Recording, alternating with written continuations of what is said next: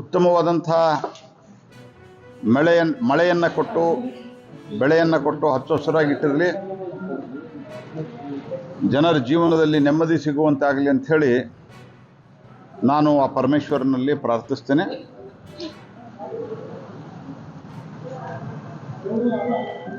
ಮೊನ್ನೆ ಉಪಮುಖ್ಯಮಂತ್ರಿಗಳಾದಂಥ ಡಿ.ಕೆ. ಶಿವಕುಮಾರ್ ಅವರು ಬೆಂಗಳೂರಿನ ಇನ್ಫ್ರಾಸ್ಟ್ರಕ್ಚರು ರೋಡ್ ಬಗ್ಗೆ ಪ್ರಶ್ನೆ ಮಾಡಿ ಇದು ಮಾಡಲಿಕ್ಕೆ ಸಾಧ್ಯವೇ ಇಲ್ಲ ಅನ್ನೋ ಅರ್ಥದಲ್ಲಿ ಹೇಳಿದ್ದಾರೆ.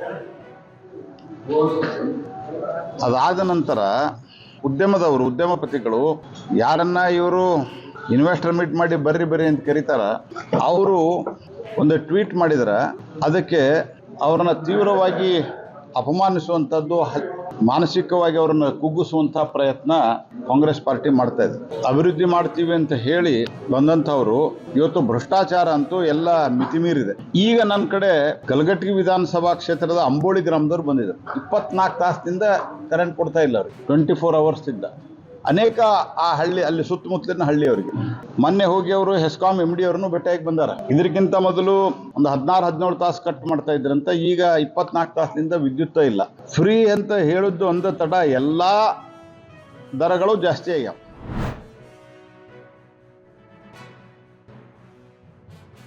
वो भारत की बहुत बड़ी संस्था के CMD हैं श्रीमान R.K. चौधरी जी। किरण जी में जरूर कुछ जादू है, इन्होंने इनको प्रभावित कर दिया, प्रधानमंत्री जी को कन्विंस कर दिया कि अरुणाचल प्रदेश में 50,000 मेगावाट बिजली की संभावनाएं हैं और 1 मेगावाट 10 करोड़ का खर्चा मांगता है।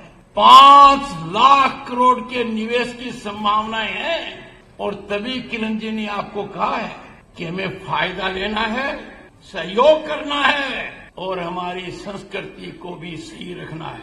ऐसी परिस्थिति के अंदर मेरा यहाँ पर आना मन गदगद है। प्रदेश में आज के दिन 3 एयरपोर्ट हैं। प्रदेश का राष्ट्रीय राजमार्ग मैं उस पर आया हूँ। फ्रंटियर बनेगा क्योंकि